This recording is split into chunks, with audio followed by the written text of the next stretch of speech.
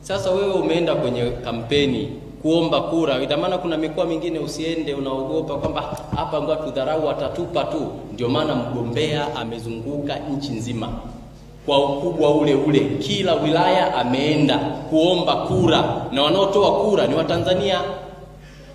Na Chama cha Mapinduzi hakina dharau, ndio maana kimefuata watu mpaka vijijini, mpaka kwenye vitongoji, mpaka kwenye mitaa, mpaka barabarani.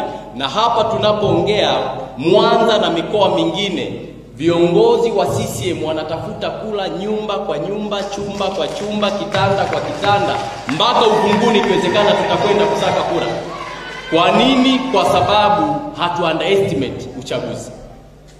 Na ukisoma katiba ya CCM ibara ya 5 inasema katika malengo ya Chama cha Mapinduzi ni kuhakikisha kinashika dola. Ndio hiyo tunaitafuta kwa machinery zetu ambazo tuko nazo ndani ya chama chetu.